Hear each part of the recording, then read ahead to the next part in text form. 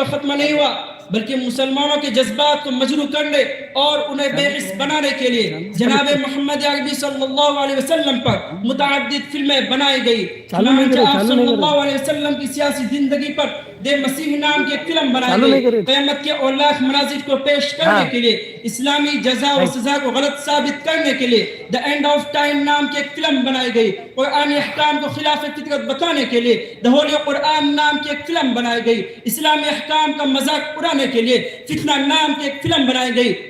لیکن افسوس صدا افسوس, ان تمام باتوں کے باوجود مسلم اور خاص کر عرب دنیا نے اپنے دامن کو مغربی تہذیب اور مغربی میڈیا کے لیے پھیلائے رکھا اور ان کی ثقافت کو اپنی کامیابی کا تمغہ سمجھ کر اسے اپنے سینے سے لگاتے رہے اور ان کے حلقہ غلامی کو اپنے گلے میں ڈال کر اسے اپنے لباس سے افتخار سمجھتے رہے. مسلمانوں کی اسی ضرب و علی کو دیکھ کر مولانا ظفر علی خان مرحوم نے کہا تھا, غیروں کی غلامی پہ رضامند ہوا تو, مجھ کو تو گلا تجھ سے ہے یورپ سے نہیں ہے.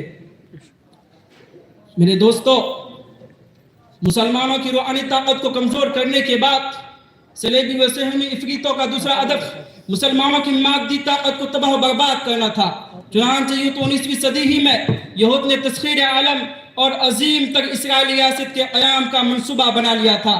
اور اس پر کسی قدر عمل درآمد شروع بھی کر دی تھی. لیکن 1897 عیسوی میں یہودی رہنما کیوڈ ہرزل نے سوئٹزرلینڈ کے شہر بازل میں ایک کانفرنس منعقد کی, جس میں 50 مختلف یہودی تنظیموں کی نمائندگی کرنے والے 300 سے زائد افراد نے شرکت کی اور اس منصوبے کو 24 دستاویز کی شکل دی. کانفرنس کے بعد یہود اپنے اس منصوبے پر عمل کرنا شروع کر دیا اور دریائے اردن کو پار کر کے فلسطین کی جانب اپنی آبادیاں بنانی شروع کر دی. چنانچہ 1916 میں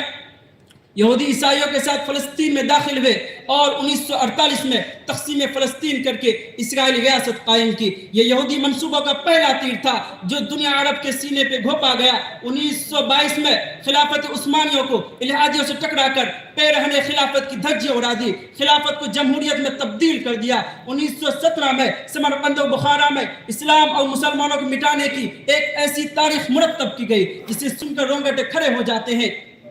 فروری 1969 میں محمد رضا شاہ پہلوی کو ایران کی اقتدار سے اتار کر خمینی کو صدر بنا دیا گیا اور اس تبدیلی حکومت کو اسلامی انقلاب کا نام دیا گیا. خمینی نے اگر ایک طرف ایران میں مسلمانوں کی خون کی ندیاں بہائی تو دوسری طرف عراق سے 7-8 سال تک مسلسل جنگ جاری رکھی, جس کے نتیجے میں پوری خلیج یہود و نصارہ کے قبضے میں چلی گئی. 20 دسمبر 1979 کو روسی افواج کو افغانستان میں داخل کر دیا گیا تاکہ اسلام کے گرتے ہوئے علم سنبھالنے والی آخری جماعت کو اس صفحہ ہستی سے مٹا دیا جائے. لیکن شیخ عبداللہ زام 1.5 لاکھ مجاہدین کو لے کر لڑتا رہا اور 1988 میں روس کے پٹخچے اڑا دیے.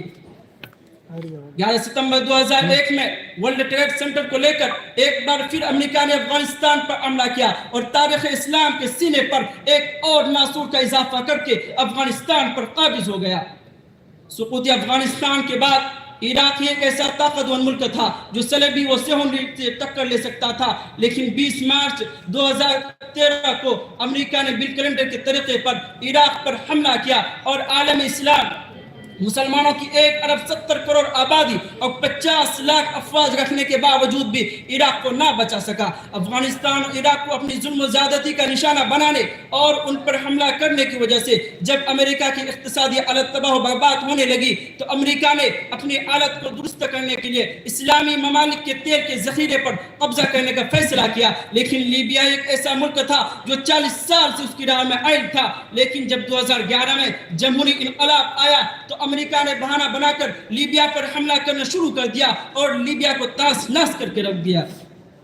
کاش کہ یہ عرب ممالک سمجھ جاتے اور خدا کے سامنے سر جھکاتے تو آج ان کو کفر کے سامنے سر جھکانا نہیں پڑتا, آج فلسطین کو اس طرح تباہ برباد ہوتے دیکھنا نہیں پڑتا. لیکن پھر بھی فلسطین کے عوام اور مجاہدوں نے اسلام کے دیے کو کئی اپنی جاں فشانی, کئی اپنے بچوں کی قربانی, کئی اپنی عشق و وفا کی حرارت سے جلائے رکھا اور جاتے جاتے دنیا کو یہ بتاتے گئے, بھلا سکے گی نہ اہل زمانہ صدیوں تک میری وفا میرے عشق و جنون کے افسانے, جہاں جہاں نظر آئے تمہیں لہو کے چراغ, مسافران محبت ہمیں دعا دینا, وما علینا الا البلاغ.